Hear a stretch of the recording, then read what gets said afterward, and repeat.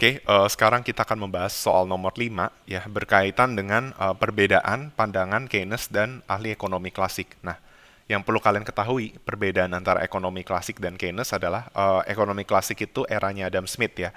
Jadi pertama-tama ya, dia bisa disebut sebagai bapaknya ekonomi ya. Eh, di konsep ekonomi klasik itu mereka mengasumsikan bahwa perekonomian itu akan berjalan sebagaimana mestinya gitu. Jadi ada apa namanya, ada invisible hand yang akan mengatur kegiatan perekonomian. Jadi kalau di konsep ekonomi klasik adalah kurang lebih intinya tidak perlu ada intervensi. Jadi nantinya pasar akan menyesuaikan. Nah, setidaknya saya akan merangkum ada 3 hal terkait ekonomi klasik.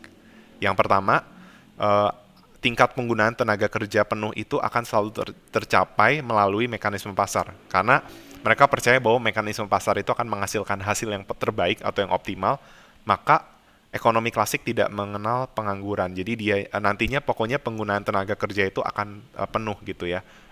Semua tenaga kerja akan diutilisasi, digunakan seutuhnya. Oke. Nah, lalu yang kedua adalah ekonomi klasik percaya bahwa penawaran akan selalu menciptakan permintaan. Jadi supply create their own demand. Lalu yang ketiga berkaitan dengan konsep makro, yaitu jumlah jumlah tabungan itu ditentukan oleh suku bunga. Ya, kita ada belajar ya bagaimana pengaruh suku bunga terhadap tabungan. Uh, dan asumsi dari ekonomi klasik adalah kenapa jumlah tabungan itu ditentukan oleh suku bunga, karena perekonomian selalu mencapai penggunaan tenaga kerja penuh. Jadi bisa dibilang bahwa benar-benar ya apa, sekalipun apa ya, kalau apa, bisa dibilang tidak ada faktor-faktor lain yang mempengaruhi jumlah tabungan selain suku bunga seperti itu. Atau bisa dibilang kalau suku bunga naik atau turun ya itu langsung mengubah jumlah tabungan gitu ya. Oke, itu pemahaman ekonomi klasik. Padahal kan dalam kehidupan nyata, misalnya kalau tenaga kerja nggak penuh, bisa aja kan suku bunganya naik, jumlah tabungan nggak berubah ya. Itu ada berbagai faktor yang mempengaruhinya. Nah, itu kalau pemahaman ekonomi klasik. Tapi kalau pemahaman Keynes, itu besarnya tabungan yang dilakukan oleh rumah tangga itu bukan tergantung dari suku bunga. Ya, dia mulai berkembang nih Keynes ya, dibanding ekonomi klasik ya. Tetapi menurut Keynes itu bergantung pada besar kecilnya tingkat pendapatan rumah tangga itu. Itulah sebabnya kenapa kalian belajar konsep yang persamaan ini nih. Yang pertama-tama kamu punya income, ya income kamu itu dipotong sama pajak, sehingga dapatlah disposable income atau income bersih kan. Nah, income bersih ini akan dialokasikan untuk konsumsi tambah saving, ya kan? Dimana konsumsi itu rumusnya adalah konsumsi otonom ditambah marginal propensity to consume dikali disposable income. Sedangkan saving itu rumusnya adalah saving otonom ditambah marginal propensity to saving dikali disposable income. Atau bisa kita bilang bahwa pendapatan rumah tangga ini ya itu mempengaruhi besarnya tabungan gitu. Ini persamaan ini dapatnya dari Keynes ya. Lalu yang kedua adalah investasi yang dilakukan oleh para pengusaha lebih kecil dari jumlah tabungan yang dilakukan rumah tangga pada waktu dicapai tingkat penggunaan tenaga kerja penuh.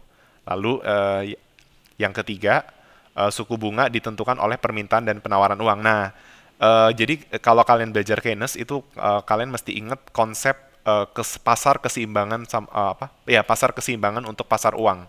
Ya, masih ingat ya? Misalnya ini adalah kurva money supply, ini adalah kurva money demand.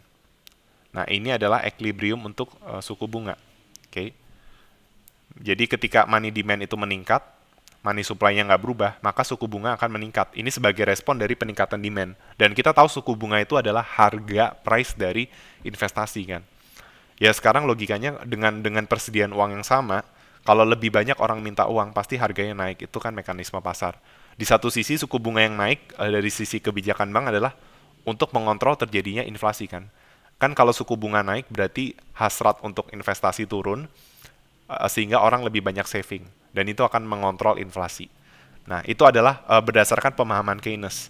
Ya, berbeda dengan ekonomi klasik. Sehingga dari soal ini kita bisa menyimpulkan perbedaan pandangan Keynes dan ahli ekonomi klasik tentang perekonomian adalah ya kalau menurut Keynes besarnya tabungan ditentukan dari besar kecilnya pendapatan.